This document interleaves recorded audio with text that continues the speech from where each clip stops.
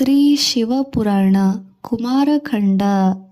ಸ್ನಾನ, ಸಂಧ್ಯಾವಂದನೆ, ಗಾಯತ್ರಿ ಜಪ ಸಹಿತ ಶಿವಪೂಜೆ, ಜಪತಪಾದಿ ಸಕಲ ಪ್ರಾತರ್ವಿಧಿಗಳೆಲ್ಲವನ್ನು ನಿರ್ವಹಿಸಿದ ನಂತರ ನೈಮಿಷಾರಣ್ಯ ಮುನಿಶ್ರೇಷ್ಠರೆಲ್ಲ 4ನೇ ದಿನ ಪ್ರಭಾತ ಕಾಲದಲ್ಲಿ ಯಥಾವಿಧಿಯಾಗಿ ಸೂತ ಪುರಾಣಿಕರ ಮುಂದೆ ಸೇರಿದರು. ಪಾರ್ವತಿ ಕಲ್ಯಾಣ ಘಟ್ಟವು ಜರುಗಿದ ಮೇಲೆ ಉಳಿದ ಕಥಾಂಶವನ್ನು ಕೇಳುವ ಕುತೂಹಲವನ್ನು ಪ್ರದರ್ಶಿಸಿದ ಮುನಿವರೇಣ್ಯರು ದಯಾಪೂರಿತ ದೃಷ್ಟಿಯಿಂದ ನೋಡಿದ ರೋಮಹರ್ಷಣ ಮುನಿಗಳು ಅವರೆಲ್ಲರ ಕೋರಿಕೆಯಂತೆ ಶ್ರೀ ಶಿವಪುರಾಣದಲ್ಲಿನ 4ನೇ ಭಾಗವಾದ ಕುಮಾರಖಂಡವನ್ನು ಪ್ರಾರಂಭಿಸಿದರು. ಈ ಪ್ರಕಾರವಾಗಿ ಕೈಲಾಸದಲ್ಲಿ ಆನಂದದಿಂದ ಇದ್ದರು ಪಾರ್ವತಿ ಪರಮೇಶ್ವರರು. ಕಾಮಸುಖ ಲೀಲೆಯಲ್ಲಿ ಲೀನರಾಗಿ ತಮ್ಮ ಶೃಂಗಾರ ಲೋಕದಲ್ಲಿ ತಲ್ಲೀನರಾಗಿದ್ದರು. ಲೋಕ ರೀತಿಯನ್ನು ಅನುಸರಿಸಿ ಪಾರ್ವತೀದೇವಿಯು ಗರ್ಭಧಾರಣಾ ಸ್ಥಿತಿಯನ್ನು ಹೊಂದಬೇಕಾದರೆ ಸುರತ ಕೇಳಿ ಅವಶ್ಯಕವಾದುದರಿಂದ ಅವರಿಬ್ಬರು ಶೃಂಗಾರ ಕೇಳಿಗೆ ಸಮಾಯುಕ್ತರಾದರು. ಇಲ್ಲದಿದ್ದರೆ ಶಿವನ ಅಂಶದ ಯಾವ ಅವಯವದಿಂದಲಾದರೂ ಕೇವಲ ಜಟಾಜೂಟವೇ ಸಾಕು. ಸಂತಾನ ಉಂಟಾಗುವುದು ಅತಿ ಮಾಮೂಲು ವಿಷಯವೇ. ಆದರೆ ತಾರಕಾಸುರನು ಕೋರಿದ ವರದ ಪ್ರಕಾರ ತನ್ನನ್ನು ಸಂಹರಿಸುವಂತನು ಶಿವವೀರ್ಯ ಸಂಜಾತನಾಗಿರಬೇಕು. ದೇವತೆಗಳಲ್ಲಿ ಮಾಮೂಲಿ ಮಾನವರಂತೆ ಅಧೋರೇತಸ್ಕಲ್ಲದ ಇರುವುದಿಲ್ಲ. ಉದರ್ವರೇತಸ್ಕರು ಅಧೋರೇತಸ್ಕರಾಗಲು ಎಷ್ಟು ಕಾಲವೂ ಕಳೆಯಬೇಕು. ಆದರೆ ಎಷ್ಟೋ ಕಾಲ ಈ ಸುರತ ಕ್ರೀಡೆ ಸಾಗುತ್ತಿದ್ದರೂ ಯಾವ ಪರಿಣಾಮವೂ ಉಂಟಾಗಲಿಲ್ಲ. ಪಾರ್ವತಿ ಗರ್ಭಧಾರಣೆ ಜರುಗಲಿಲ್ಲ. ಇತ್ತ ಕಡೆ ತಾರಕಾಸುರನ ಪೀಡೆಯು ಅವಿರತವಾಗಿ ಹೆಚ್ಚುತ್ತಾ ಹೋಯಿತು. ಲೋಕದಲ್ಲಿ ಹಾಹಾಕಾರವೆದ್ದು ಗಗನಕ್ಕೇರಿ ಪ್ರತಿಧ್ವನಿಸಿತು. ಲೋಕದಲ್ಲಿ ಮನುಷ್ಯರಿಗೆ ಮುಖ್ಯ ಆಧಾರವಾದ ಪ್ರಾಣವಾಯು ಕೂಡ ಸ್ತಂಭಿಸಿ ಹೋಗಲಾಗಿ ದುರ್ದಶೆ ಪ್ರಾರಂಭವಾಯಿತು. ಆಗ ವಿಷ್ಣುವಿನ ಬಳಿ ಎಲ್ಲರೂ ಸೇರಿದರು. ಯಾರಿಗೂ ದಿಕ್ಕು ತೋಚದಂತಾಯಿತು.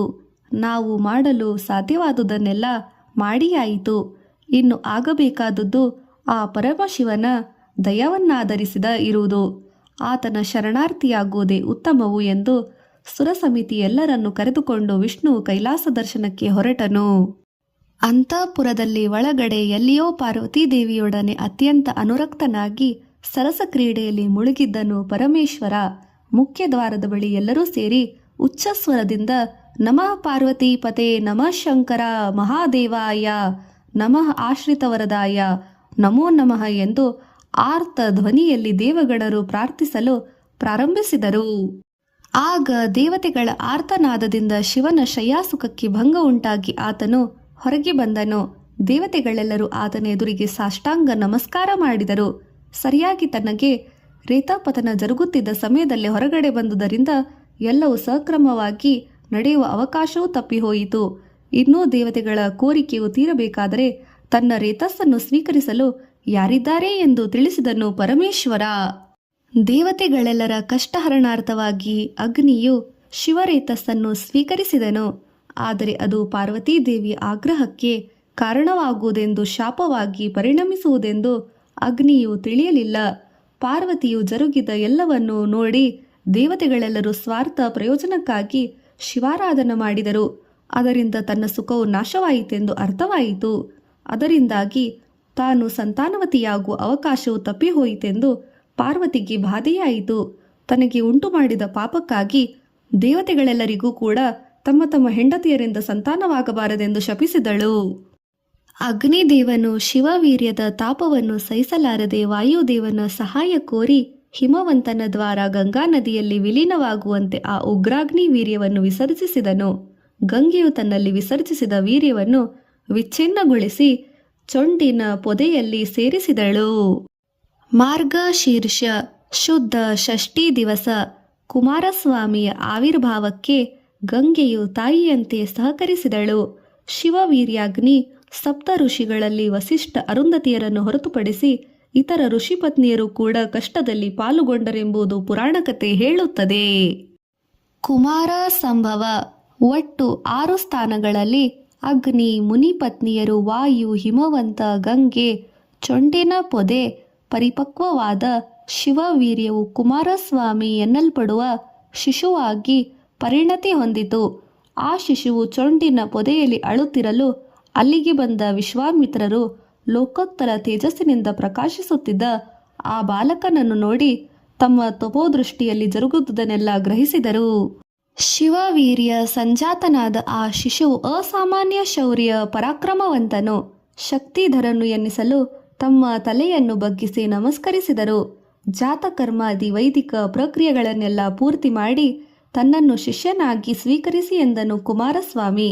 ತಾನು ಜನ್ಮದಿಂದ ಬ್ರಾಹ್ಮಣನಲ್ಲವಾದುದರಿಂದ ತನಗೆ ಅರ್ಹತೆಯೇ ಇಲ್ಲ ಎಂದನು. ಗಂಗೆ ಬ್ರಾಹ್ಮಣನಾಗಲಿ ಶ್ರೇಷ್ಠ ಗುರುವನ್ನಾಗಲಿ ತಾನು ವಿಶ್ವಾಮಿತ್ರನನ್ನು ಅನುಗ್ರಹಿಸುತ್ತಿದ್ದೇನೆ ಎಂದು ಕುಮಾರಸ್ವಾಮಿಯು ಹೇಳಲು ಜಾತಕರ್ಮಗಳನ್ನು ನಿರ್ವಹಿಸಲು ವಿಶ್ವಾಮಿತ್ರನು ಒಪ್ಪಿಕೊಂಡನು. ಆ ತರುವಾಯ ಅಲ್ಲಿಗೆ ಬಂದ ಅಗ್ನಿದೇವನು ಕುಮಾರನನ್ನು ಆಶೀರ್ವದಿಸಿ ಶಕ್ತಿ ಎನ್ನುವ ಆಯುಧವನ್ನು ಪ್ರಸಾದಿಸಿದನು. ತಕ್ಷಣವೇ ಅದನ್ನು ಪರೀಕ್ಷಿಸಲೆಂದು ಬಂದು ಪರ್ವತ ಶಿಖರವನ್ನೇ ಆ ಆಯುಧದಿಂದ ಕತ್ತರಿಸಿದ ಸಾಹಸಿ ಅತ್ಯುತ್ಸಾಹಿ ಕುಮಾರಸ್ವಾಮಿ. 6 ಗುರುಪತ್ನಿಯರು ಸೇರಿ ಕುಮಾರಸ್ವಾಮಿಯು ತಮ್ಮ ಮಗುವೆಂದು ಭಾವಿಸಿದ್ದರಿಂದ ತನ್ನ 6 ಮುಖಗಳಿಂದ ಏಕಕಾಲದಲ್ಲಿ ಅವರ ಸ್ತನ್ಯಪಾನ ಮಾಡಿದನು ಷಣ್ಮುಖ. ಕೈಲಾಸವಾಸಿಯಾದ ಕುಮಾರಸ್ವಾಮಿ. ಒಂದು ದಿನ ಶಿವ ಪಾರ್ವತಿಯರ ಮಧ್ಯದ ಅನುರಾಗ ಸಂಗಮ ಸಮಯದಲ್ಲಿ ಪ್ರಸಂಗವಶಾತ್ ಹಿಂದೆ ಆದ ರೇತಪತನದ ಪ್ರಸ್ತಾಪನೆ ಉಂಟಾಯಿತು. ಆ ವಿಷಯ ಈಗ ಏಕೆ, ಹೋಗಲಿ ಬಿಡು ಎಂದನು ಶಿವ. ಆದರೆ ಪಾರ್ವತಿಯು ಸುಮ್ಮನಾಗಲಿಲ್ಲ. ಆ ವೀರ್ಯ ಫಲಿತವು ಯಾವ ರೀತಿ ಪರಿಣಾಮ ಹೊಂದಿದೆ ಎಂಬ ವಿಚಾರವು ತನಗೆ ತಿಳಿಯಬೇಕೆಂದಳು. ವಾಸ್ತವವಾಗಿ ತನ್ನ ಗಂಡನ ವೀರ್ಯೋಗ್ರತೆಯನ್ನು ಭರಿಸುವವರು ಯಾರು? ತಕ್ಷಣ ಶಿವನು ತ್ರಿಲೋಕವಾಸಿಗಳ ಕರ್ಮಗಳಿಗೆ ಸಾಕ್ಷೀಭೂತರಾದ ಧರ್ಮ, ಸೂರ್ಯ, ಚಂದ್ರ, ವಾಯು, ಅಗ್ನಿ, ಜಲ, ಭೂಮಿ, ಹಗಲು, ರಾತ್ರಿ, ಸಂಧೆ ಇವರೆಲ್ಲರನ್ನೂ ಬರಹೇಳಿ ಸರ್ವಕರ್ಮ ಸಾಕ್ಷಿಗಳಾದ ನಿಮಗೆ ತಿಳಿಯದ ವಿಷಯಗಳೇನೂ ಇಲ್ಲ. ತನ್ನ ತೇಜೋಪುಂಜವು ಕೆಳಗೆ ಬಿದ್ದೊಡನೆ ರೇತೋರೇಪದಿಂದ ಎಲ್ಲೆಲ್ಲಿ ಯಾವ ರೀತಿಯಲ್ಲಿ ಪರಿಣಮಿಸಿತು ಎಂಬುದನ್ನು ವಿವರಿಸಬೇಕೆಂದನು. ಅವರೆಲ್ಲರೂ ಕುಮಾರಸ್ವಾಮಿಯ ಜನನ ವಿಶೇಷತೆಯನ್ನು ತಿಳಿದುಕೊಂಡು ಆದಿದಂಪತಿಗಳಿಗೆ ಹೇಳಿದರು. ಆಗ ಆದಿದಂಪತಿಗಳು, ಹಾಗಿದ್ದ ಮೇಲೆ ಆತನು ನಮ್ಮ ಕುಮಾರನಾದ್ದರಿಂದ ಕೈಲಾಸಕ್ಕೆ ಬರಲು ಎಲ್ಲ ವಿಧಗಳಲ್ಲೂ ಅರ್ಹನಾಗಿರುವನು ಎನ್ನಲು ಪಾರ್ವತೀದೇವಿಯು, ಹೌದು ಹೌದು, ಪುತ್ರನನ್ನು ಕಾಣಲು ನನಗೂ ಕೂಡ ಅತ್ಯಂತ ಆಸೆಯಾಗಿದೆ ಎಂದಳು. ಆದಿದೇವನು ಕುಮಾರಸ್ವಾಮಿಯನ್ನು ಕೈಲಾಸಕ್ಕೆ ಕರೆದುಕೊಂಡು ಬರಲು ನಂದೀಶ್ವರನಿಗೆ ಅನುಜ್ಞೆ ಕೊಟ್ಟು ಕಳುಹಿಸಿದನು. ಮರುಕ್ಷಣವೇ ತನ್ನ ಅನುಚರರೊಡನೆ ಕೃತಿಕಾ ಎನ್ನುವ ಷಷ್ಠ ಮಾತೃಕೆಯರು ಇರುವ ಪ್ರದೇಶಕ್ಕೆ ಹೊರಟು ನಿಂತ ನಂದೀಶ್ವರನ ಅತ್ಯುತ್ಸಾಹ ಸಮರ ಸನ್ನಾಹಕ್ಕೆ ತಲುಪಿದಂತೆ ಇದ್ದಿತು. ಅದೇ ಸಂಭ್ರಮದಿಂದ ಕಾರ್ತಿಕೇಯನು ಇರುವ ಸ್ಥಳವನ್ನು ಸೇರಿದ ನಂದೀಶ್ವರ ಗಣಗಳು ಕಂಡ ಕೃತಿಕೆಯರು ಭಯಪಟ್ಟು ಕುಮಾರಸ್ವಾಮಿಯ ವಿಷಯ ತಿಳಿಸಿದರು. ಅಭಯವನ್ನು ಕೊಟ್ಟ ಕುಮಾರಸ್ವಾಮಿ ವಿಷಯವನ್ನು ತಿಳಿಯಲು ತನ್ನ ಸಮೀಪದಲ್ಲಿನ ಸಹಚರರನ್ನು ಕಳುಹಿಸಿದನು. ನಂದೀಶ್ವರನು ಸಗೌರವವಾಗಿ ತನ್ನನ್ನು ಕೈಲಾಸಕ್ಕೆ ಆಹ್ವಾನಿಸಲು ಬಂದಿರುವನೆಂಬ ವಿಷಯವನ್ನು ತಿಳಿದ ಕುಮಾರಸ್ವಾಮಿ ಸಂತೋಷದಿಂದ, ನನ್ನ ತಾಯಿಯು ನನ್ನನ್ನು ಬಿಟ್ಟು ಹೇಗಿದ್ದರೂ ಅವರ ಪುತ್ರ ವಾತ್ಸಲ್ಯವೇ ನನ್ನನ್ನು ಹೀಗೆ ಮಾಡಿದೆ ಎಂದು ಹಲುಬಿದನು. ಕುಮಾರಸ್ವಾಮಿಯು ಶಿವಪಾರ್ವತಿಯರ ಆಜ್ಞೆಯ ಪ್ರಕಾರ ಕೈಲಾಸಕ್ಕೆ ಕರೆದುಕೊಂಡು ಹೋಗುವರೆಂದು ಸಂಗತಿಯನ್ನು ತಿಳಿದೊಡನೆ ಕೃತಿಕೆಯರು ಕೂಡ ಛೇದವದನರಾದರು. ಅವರಿಗೆ ಜ್ಞಾನೋಪದೇಶವನ್ನು ಮಾಡಿ, ತಾಯಿಯರೇ, ವೇದ ಪ್ರಮಾಣವನ್ನು ಅನುಸರಿಸಿ ಷೋಡಶ ಮಾತೃದೇವತೆಯರು ಇವರು, ಗುರುಪತ್ನಿ, ಇಷ್ಟದೇವತಾ ಪತ್ನಿ, ಅತ್ತಿಗೆ, ಹೀಗೆ 16 ಜನ ಮಾತೃ ಸಮಾನರು. ಆದ್ದರಿಂದ ಪಾರ್ವತಿ ಮಾತೆ ಆಜ್ಞೆಯ ಪ್ರಕಾರ ನಾನು ತಪ್ಪದೆ ಕೈಲಾಸಕ್ಕೆ ಹೋಗಿಯೇ ತೀರಬೇಕು ಎಂದು ಅವರನ್ನು ಸಮಾಧಾನಪಡಿಸಿದನು. ವಿಶ್ವಕರ್ಮನು ತನಗೋಸ್ಕರವಾಗಿ ಪ್ರತ್ಯೇಕವಾಗಿ ನಿರ್ಮಿಸಿ ಕಳುಹಿಸಿದ ರಥವನ್ನು ಏರಿ ನಂದಿ ವೀರಭದ್ರರ ಬೆಂಗಾಲವಿನಲ್ಲಿ ಕೈಲಾಸಕ್ಕೆ ಹೊರಟನು ಕುಮಾರಸ್ವಾಮಿ. ಆ ದೃಶ್ಯ ಆ 6 ಗುರುಗಳ ಪತ್ನಿಯರು ಕಣ್ಣೀರು ಸುರಿಸುತ್ತಿರುವಾಗ ಅವರಿಗೆ ಧೈರ್ಯ ಹೇಳುತ್ತಾ, ಮಾತೆಯರೇ, ನಿಮ್ಮೆಲ್ಲರನ್ನು ಬಿಟ್ಟು ಹೋಗುವುದು ನನ್ನ ಅಭಿಮತವಲ್ಲ. ಆದರೂ ಕರ್ಮವಶಾತ್ ಕರ್ತವ್ಯ ನಿಷ್ಠೆಯಲ್ಲಿ ಅದನ್ನು ತಪ್ಪಿಸುವ ಶಕ್ತಿ ಇಲ್ಲ. ಈ ಕಾರ್ಯವೆಲ್ಲ ಕರ್ಮವಶದಿಂದಲೇ ನಡೆಯುತ್ತಿರುವುದು. ನೀವುಗಳು ಕೂಡ ನನ್ನ ಜೊತೆಯಲ್ಲಿ ಕೈಲಾಸಕ್ಕೆ ಬನ್ನಿ ಎಂದು ಕುಮಾರಸ್ವಾಮಿಯು ಕೋರಿಕೊಂಡನು. ಎಲ್ಲರೂ ಕೂಡಿ ಕೈಲಾಸವನ್ನು ಸೇರಿದರು. ಅಲ್ಲಿ ಅವರೆಲ್ಲರೂ ಅಪೂರ್ವ ಸ್ವಾಗತ ಸತ್ಕಾರ ಸಮಾರಂಭಗಳು ಜರುಗುತ್ತಲೇ ಇತ್ತು.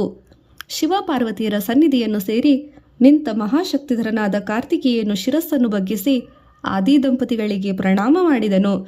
ಅವರು ಆಶೀರ್ವದಿಸಿದರು. ಒಂದಾನೊಂದು ಶುಭ ಮುಹೂರ್ತದಲ್ಲಿ ಸಭೆ ಸೇರಿದ ಶಂಭುವು ಕುಮಾರಸ್ವಾಮಿಯನ್ನು ಸರ್ವದೇವಾದಿ ಸೇನಾಧಿಪತಿಯನ್ನಾಗಿ ಪಟ್ಟಾಭಿಷೇಕವನ್ನು ನಿರ್ವಹಿಸಿದನು. ಶಾಂಭವಿ ವಿದ್ಯೆಯನ್ನು ಪ್ರಸಾದಿಸಿದನು. ವಿವಿಧ ದೇವತಾ ಪ್ರಮುಖರು ದಿವ್ಯವಾದ ಅಸ್ತ್ರ ಶಸ್ತ್ರಗಳನ್ನು ಸಮರ್ಪಿಸಿದರು.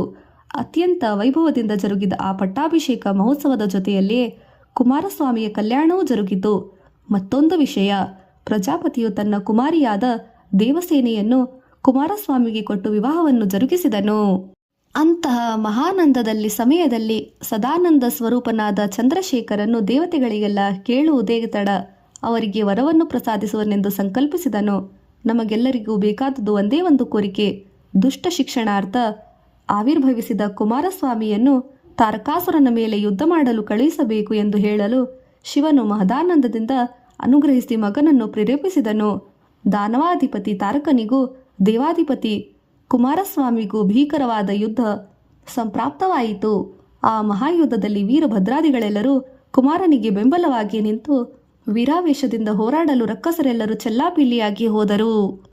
ಅತ್ಯಂತ ಭಯಂಕರವಾಗಿ ಸಾಗುತ್ತಿದ್ದ ಆ ಯುದ್ಧವು ಅವಸಾನ ಕಾಲ ಸೇರುತ್ತಿದ್ದಂತೆ ಅಲ್ಲಿ ಅಗಣಿತ ರಾಕ್ಷಸ ವೀರರು ಅಸುನೀಗಿದರು. ತನಗೆ ಅಗ್ನಿದೇವನು ಪ್ರಸಾದಿಸಿದ ಶಾಂತಶೂಲವನ್ನು ಶಕ್ತಿಧರನು ಪ್ರಯೋಗಿಸಲು ತೀರ್ಮಾನಿಸಿ ಮನಸ್ಸಿನಲ್ಲಿ ಆದಿದಂಪತಿಗಳು ಆದಿದೇವತೆಗಳು ಆದ ಶಿವ ಪಾರ್ವತಿಯನ್ನು ಧ್ಯಾನಿಸಿ ತನ್ನ ವೇಲಾಯುಧದಿಂದ ಬಂದು ಭೀಷಣ ಪ್ರಹಾರವನ್ನಿತ್ತನು.